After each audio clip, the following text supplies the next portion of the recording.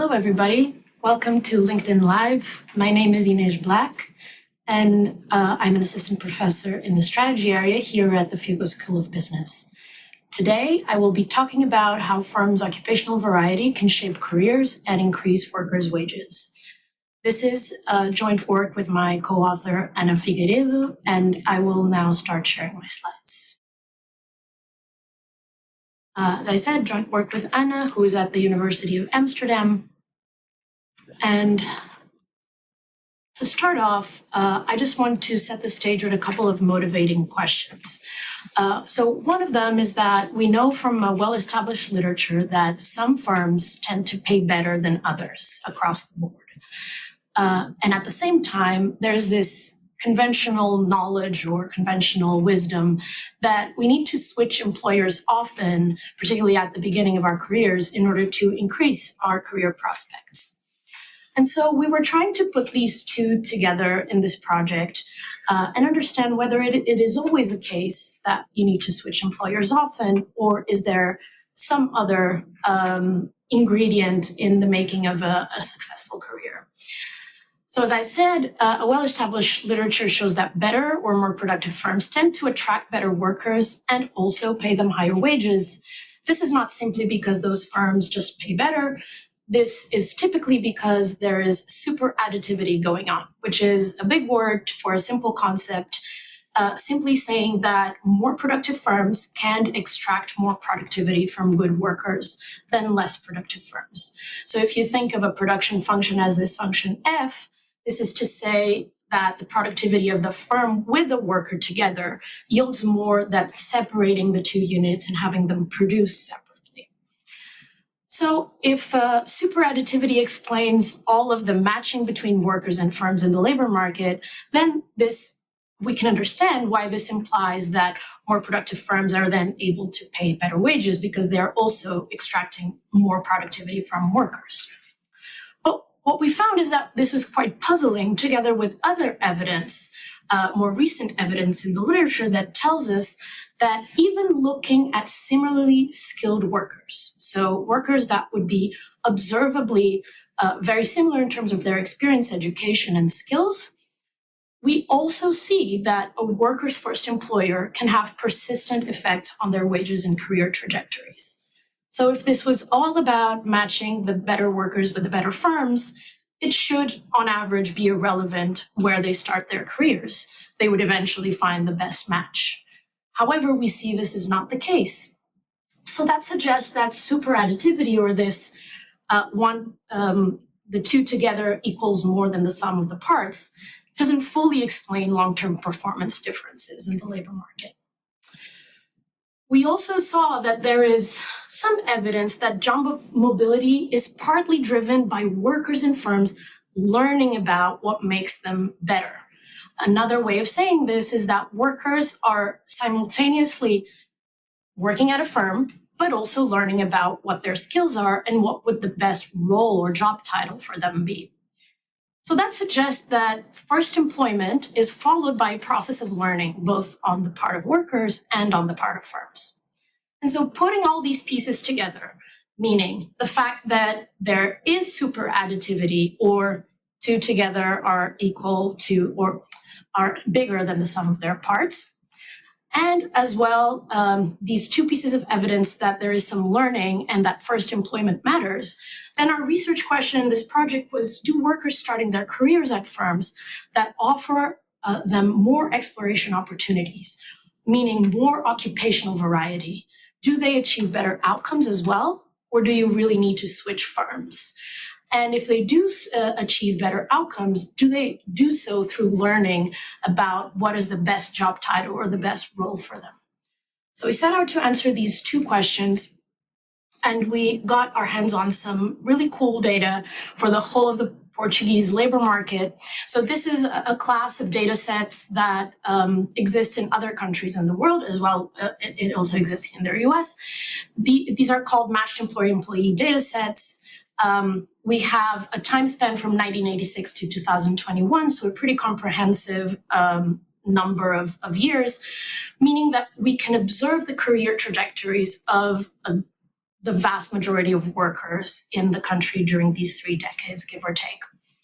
Importantly, what we can also observe here is not only their wages, but also their very detailed occupation or task, their work histories, their education, and some other demographic information like their age, their gender, etc. The reason why I say this is very important is that it's not always easy to identify what a worker is doing inside a firm. And typically prior literature identifies a move to a new firm with a move to a new task, which is not always necessarily the case. And it is also not the case that if you stay within your firm, you'll always be doing the same type of tasks, as a lot of you probably have a different experience. So the identifying the exact occupation they are doing both within and across firms helps us understand whether having this exposure to more occupations can boost workers' careers. So we take we restrict the sample somewhat. In the interest of time, I won't talk too much about that, but I can in the discussion questions. We simply focus on full-time payroll employees to make this as comparable as possible. Our 3 variables of interest here are 1, total hourly pay. So this is what I will from now on call wage. So this is base wage plus benefits plus any overtime pay divided by the working hours of the worker. And then as far as occupation comes, I already told you that we have this detailed occupation information for workers at any point in time that we observe them. And this is the classification of occupations that we use is identical to the standard occupation classification in the US. So for those of you familiar with that taxonomy, that's also what we use. Now, how do we define occupational variety, which is the focal variable of interest in our work? We define it as the number of different occupations available at the firm. And this is at the same hierarchical level. So we're not talking about promotion, like going up in the career ladder, but changing occupations across the same hierarchical level. Great, so let me give you an example to try to bring this concept of occupational variety to a bit more tangible reality. So let's think of 2 design firms. These are actually examples that I took from the data set. Let's think of 2 design firms. This is design firm A. And in terms of occupations that are at the same hierarchical level within the firm, meaning we don't have one of these be the manager of the other one, right? So they are all at the same level of managerial responsibility. We have 5 different occupations. We have designers, computer occupations, business operations, operation managers, and admin assistants.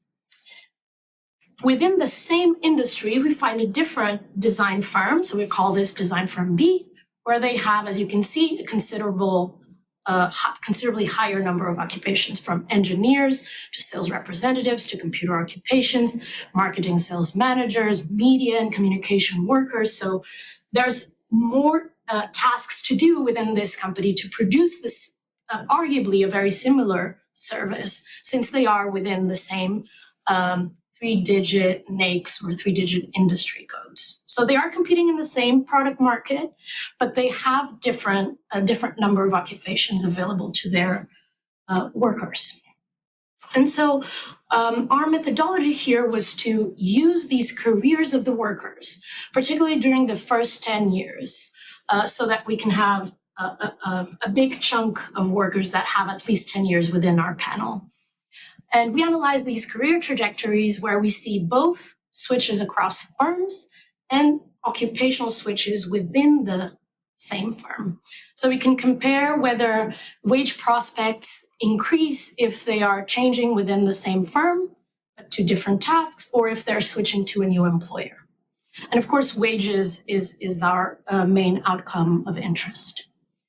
On the firm side, we also analyze some relevant firm level outcomes, such as retention of workers and also the firm wage premium, which I will talk about in a minute.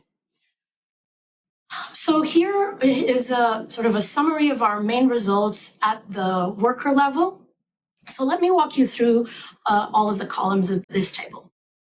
For most of the columns, I'll be talking about two explanatory variables. The number of occupations at the start of the worker's career, so that's number of occupations at t = 1, and the number of employees that the firm employs at t = 1.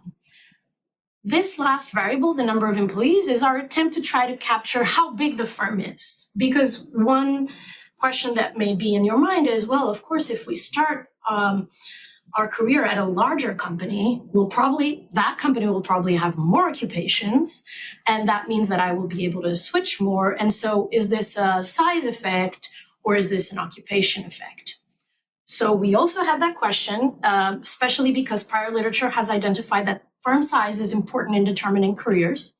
And so we wanted to separate those two, to be able to say, is this really about firm size, which would be captured in the number of employees, or is it about the occupational variety that we're trying to analyze?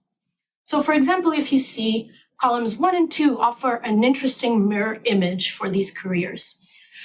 On column 1, we are trying to explain what drives the number of firm-to-firm switches within the first 10 years of a worker's career. That means how many times do I switch employers in my first 10 years? And I'm trying to explain that with both the size of the first firm I work for and the number of occupations that firm has available for me. Okay? So what we see here is that while the size of the firm seems to have a positive association with my likelihood of having more firm switches, there is a negative correlation between how many occupations a firm offers and how many exits, or another way of saying this, how many times I switch to a new firm, suggesting that there is a substitution effect between switching across firms and switching occupations within firm. So this already tells us something about the fact that perhaps career trajectories are determined by, or are partly determined by, our first employer, but not necessarily because of how big the first employer is, but by how much exposure to different tasks they afford me. And as I was telling you, column 2 is the mirror image of this, where we're trying to explain how many occupational switches within the same firm happen in these first 10 years of a worker's career. And lo and behold, we have sort of the opposite effect. A higher number of occupations in my first firm has a positive association with the worker switching occupations more often within the first 10 years of their career, whereas it has a negative, whereas the size has a negative association with occupation switches. So if we focus only on occupational variety, which I've highlighted in blue, we see that occupational variety is both positively associated with folks changing occupations more with their, meaning changing job titles more within the first 10 years of their experience, and switching firms less. So there seems to be some learning going on, right? Workers start at a firm and they experiment with different tasks, if those are available, to see which one is the best fit to a worker's skill. And now you may be thinking, well, that's all well and good, but does this really matter at the end of the day? Meaning, does it actually translate into dollars in our wages? And so far, it seems like it does. So column 3 is trying to find the similar association between the number of occupations, or this is our measure of occupational variety at the start of the career, and the wage 10 years after. So again, and I forgot to tell you this until now, but I'm comparing within similar industries, similar occupations at the start. So for otherwise similar experiences, it seems like the workers that start at firms that offer them more job titles to explore, quote unquote, will do better in terms of wage 10 years on. And this is regardless of whether 10 years on they are still in the same firm or have moved on. So there seems to be, again, some learning happening in these first few years where if you're exposed to a wider variety of occupations or job titles you can eventually perform, you will land quicker in the one that you are most productive. That's sort of the story that we are finding here. And similarly, column 4, just another piece of evidence towards the same story, where instead of using the number of occupations, we're just using the actual number of switches across occupations. So number of occupation switches here in column 4 yields or a higher number of occupations yields an increase in about 2% in wages at the end of the 10 years. So again, a similar conclusion telling us that exposure to more occupations leads to more occupation switches, which in turn leads to higher wages later on. The story being that there is some learning going on. And then the last 3 columns, 5, 6, and 7, are just reproducing column 3. So again, we are studying the relationship between occupational variety at the start of the career and wages 10 years on, but depending on how long the worker stayed at their firm, at the first firm. So in year 5, they stayed 2 years. Sorry, column 5, they stayed 2 years. Column 6, they stayed for 5 years at the first firm. And column 7, they stayed for 10 years at their first firm. As you can see, there is an increase in the return to occupational variety. The more the workers can take advantage of this occupational variety, it seems like the premium, the wage premium later on is higher as well. So these are the results for workers, which seem to tell a consistent story about being exposed to a larger occupational variety in the early years of your career can put you in a better place 10 years on in terms of both wages and also how often you've switched and eventually landed in a job title that is a better fit for you. Now, on the firm side, again, similar results or results that go towards the same story. I want to highlight particularly column 2, where we try to estimate the relationship between occupational variety and the retention of these workers. And as you can see, there is a positive effect between occupational variety and how much I can retain the workers that I've hired as a firm. So for for one more occupation that I offer my workers, I can retain them about 10% more. And so, or I'm 10% more likely to retain them. That's a better way of saying this. And column 1 simply highlights that firms that offer more occupations, they also tend to pay better. So this is more towards our earlier discussion about generally bigger firms that offer more occupations will pay better. So we take that into account, sort of control for that, and even controlling for that, there seems to be a marked effect of occupational variety on a number of outcomes, as I said, retention, but also the careers of workers. So just some concluding remarks here. We can talk about more details, and feel free to add questions, to send me questions to go more into details. But the main conclusions that I want to highlight for this work at the moment is that workers who start their careers at companies that offer them a wider variety of positions to choose from or to switch to, they eventually will take that option. They will switch more often. They are less likely to leave for new firms within the first 10 years. And this also translates into significant financial benefits. So they earn significantly higher wages 10 years on, and by significantly, the estimates are around from between 2 to 10% higher wages, depending on which industry we're talking about. In turn, firms with such occupational variety also retain workers at higher rates, so it seems to benefit both sides of the equation. Of course, this doesn't mean that it's the only thing firms should do, or some firms may not have the option to offer as many occupations, but it might be one additional lever of human capital strategy for firms. And with that, I'll be concluding my part, but I'm very happy to take questions. And thanks for listening.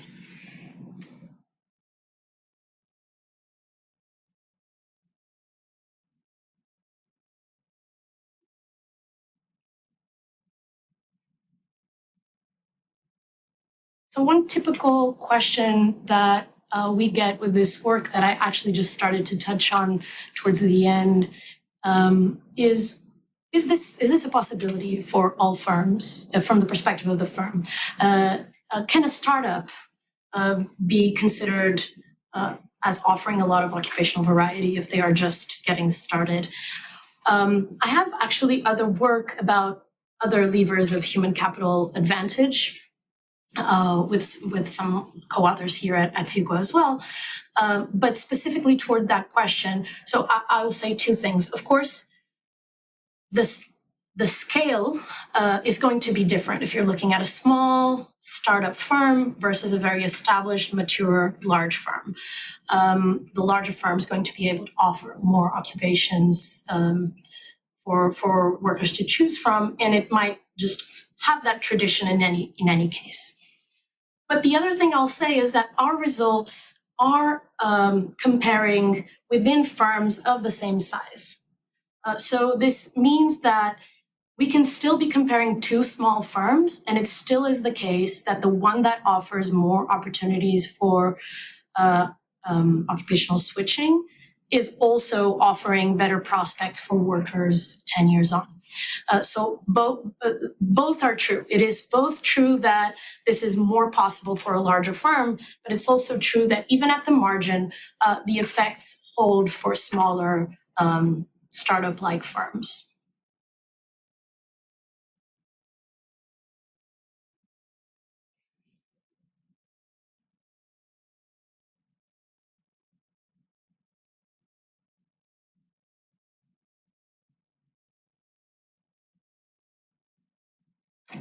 I'm going to wait a bit more to see if there are questions.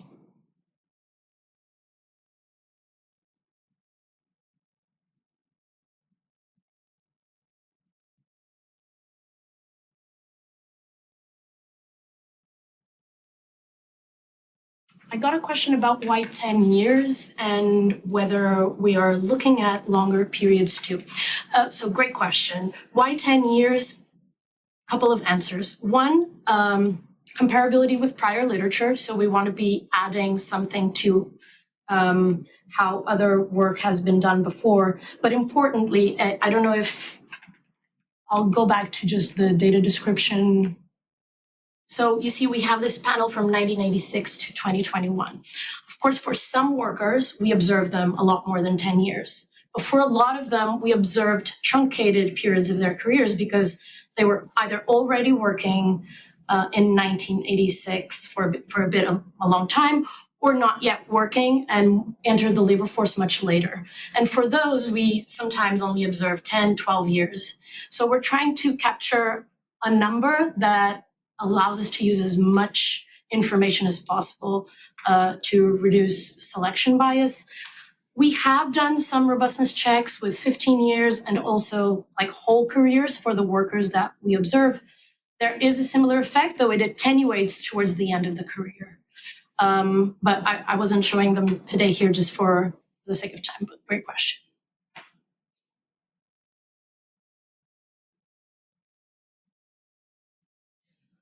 What's the practical takeaway for early career workers? How should this drive their search?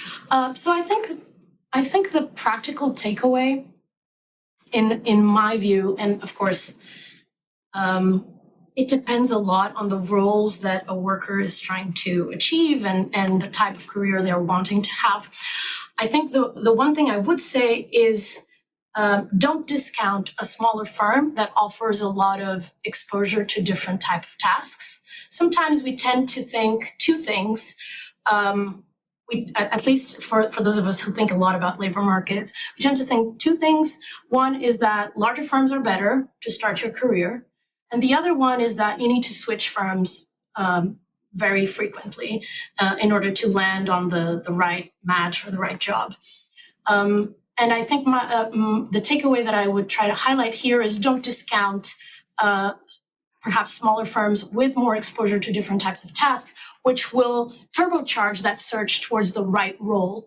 And also, it's not always the case that you have to switch employers that often to get some of the benefits of switching, which a lot of the times is just finding the right role. If you can do that within the firm, that also eliminates a lot of friction. Hope that helped. Okay, I think with that, if there are no more questions, we are going to wrap up. Again, thank you so much for joining us. Next month, please stay tuned for Professor Jiaming Chu. He is going to talk here on LinkedIn Live on Wednesday, May 7th at 12:30 again, and he will discuss how businesses should navigate AI and what they should consider when adopting new technologies. Thank you very much, everybody.